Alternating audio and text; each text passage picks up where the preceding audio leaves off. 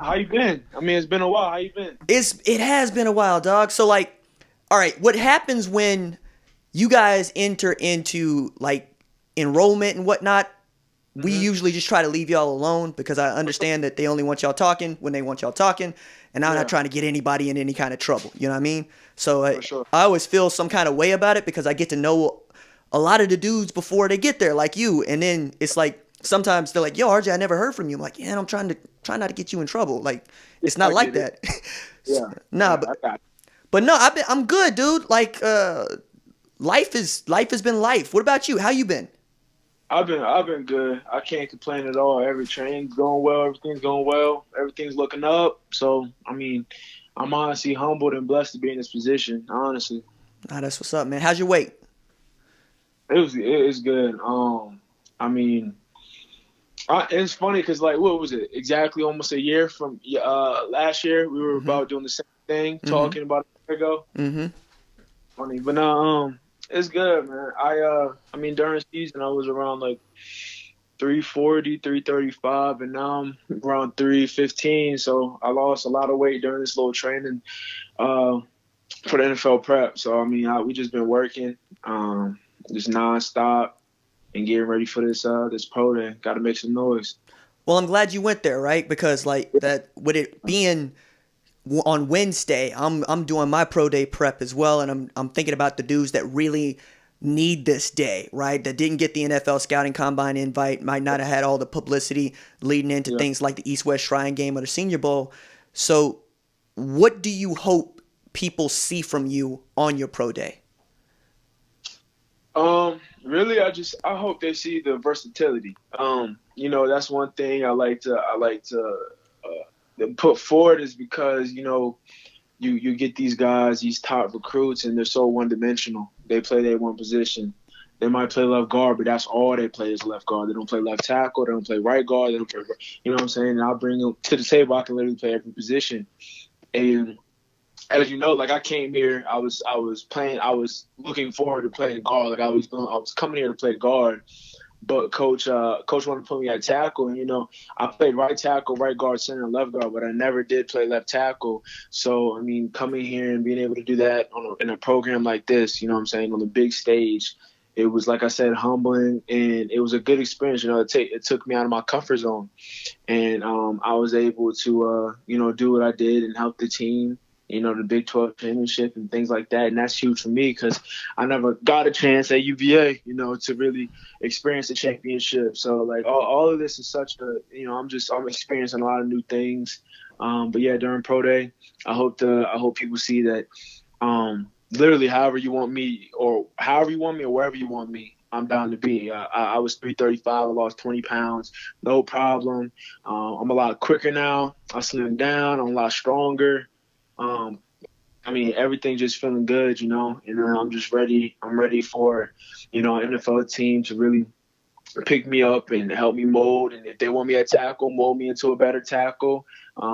I feel like I'm a pretty polished guard, and I can take snaps and everything like that. So, I mean, I'm just ready. I'm ready to get after it and shock some people. So when you got to OU, one of the things we had talked about is your prodigious talent as a guard, right? Now I thought, I don't know about you, but I thought that you were going to play some guard when you got Hmm. to Oklahoma, and then things moved around, and it was really you and Eric Swinson. You got 7 starts at tackle, I Hmm. believe, right, at left tackle, Hmm. and then the last 4 of the season, right? Yeah. So that's the thing. I got 7 starts at left tackle and then 1 start at left guard. That's right. Um, Okay. South Dakota game, but yeah, no, I mean going into fall camp, I was a guard. I was in there, I was doing everything like that, and I don't know what happened, but basically coach just came up to me and told me that he wanted me to play left tackle, and so came in the first game, I was starting left tackle, and I'm always the type of person that says be ready so you don't got to get ready. Mm-hmm. So in my head, I'm already studying. Me, Mo, and Tyrese and Adrian are pretty close, and Creed too. And so I'm sitting here, I'm like, yo, like I'm gonna go ahead and get ready to play any position. You know what I'm saying? So I'm gonna study everything just in case. So luckily, I was studying tackle a little bit, so I knew what to do. He put me in. He was surprised with what I knew and what I could do, and so I started there. And as the games went on, we went out of non-conference games. We started, switching up the plays a little bit, and I had to start learning more things, and it started becoming more technique things because, it was more of a week out of fall camp. So I was playing guard all through fall camp, and then about a week before the Houston game, he was like, I want you to play left tackle.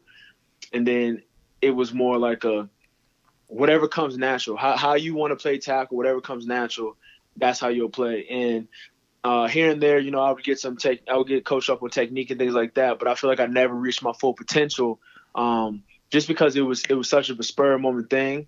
But I was doing what I do, and just if it came to going in and looking at extra film, looking at NFL film, trying to get right, doing stuff like that, I was just trying to get after it. And it was basically a position battle going throughout the season because Swinson was there for 3 years. He was a junior, and Coach did want Coach. When I first got there, it was more he did when we played guard. Swinson and Ely were basically locked in, but it changed, and so it was a position battle between me and Swinson, and I ended up thinking that the better choice is me towards the end of the season, going into the playoffs and things like that. So I appreciate Coach B for the opportunity and believing in me and everything like that. And I just, like I said, I want to make an NFL team happy with wherever they put me. So knowing that you had to make that transition, I feel like I want to bring something to you that I know some fans had an issue with. Yeah. You had some holding penalties where we were like, yo, RJ, let him go, man. He ain't even going to be in the play. So how much of that was you learning on the fly? Because the technique to play guard and tackle is different. The footwork is different. How you anticipate things is different. How you get out of your stance to run block and pass block is just different. But what did you think whenever you was like, hey, because I saw Coach over there just berating y'all sometimes for these penalties, but you're going, hey, I'm trying my best here. I'd spent 4 years playing guard, and now I'm doing something totally different and the star position on an offensive line. Yeah. So yeah, most people that know tackle know the tackle, especially left tackle, you're on the island, you know what I'm saying? And it is way different from guard. You're going from a 45. But I don't. This might be a little. No, get into it. Get into it. It's all right. But you're like a guard. You're really, especially pass. You're kicking at a 45-degree angle, really, and a lot of times, especially the Big 12 with these speed rushers and stand-up linebackers, you're kicking more vertically, and it does have to do, especially with tackle. You really have to be in tune with your technique and things like that because one little mess up, if your step is a little bit shorter than it needs to be, if you anticipate something a little quicker or slower than it needs to be, what I'm saying, the rep is over. And they have so much field to the DN or the stand-up linebacker has so much field to readjust and make the player do whatever. And so a lot of times what I think I had like four holding penalties or 5 holding penalties. And a lot of times it was, some of them I get it. Some of them I was holding, but a lot of it too. I won't consider holding a lot of it, but I get it. And it happens to the best of us. And, like I said, I learn from it every single time, and I try to do better. And that's the only thing you can do in that position is, once it happens, you can't go back. So once it happens, the next play. And as offensive lineman, you have to have short-term memory. You know what I'm saying? You have to, if you get beat on a play, or even if you do good on a play, you can't let that determine how the rest of the game is gonna go. You know what I'm saying? So you really just have to, get in your bag and do what you got to do. So I wasn't really too worried about it. I just had to fix it, basically. So you got this postgraduate year, right? I think last time I talked about it being kind of like a postdoctoral fellowship where you leave UVA, who, by the way, won an Orange Bowl, right? So y'all was good when you left. And proud of my boys. Right? So you get to Oklahoma, and one of the things that we had talked about is you wanting to learn from Bill Bedenbaugh. So what did you learn from Bill Bedenbaugh in that 1 year? Yeah, no, he's taught me not only football lessons, but life lessons. The man's a GOAT. As you know, he put four NFL prospects, college kids that left early and are striving in the NFL right now. So that alone It tells you what type of man he is. I mean, he's a family man. He always used to have us over his house. That was great.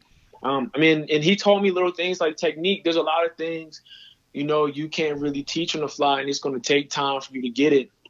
And I understood that. So it would be little things, little subtle things that he would teach me to help me with the rush or run block and everything like that. I see myself as a role grader, you know what I'm saying? And even coming out of Virginia, I was more like, I love run blocking, you know what I'm saying? I love moving people. And even at tackle, I felt like there's plenty, in clips, I had 38 minutes of highlights, someone made for me.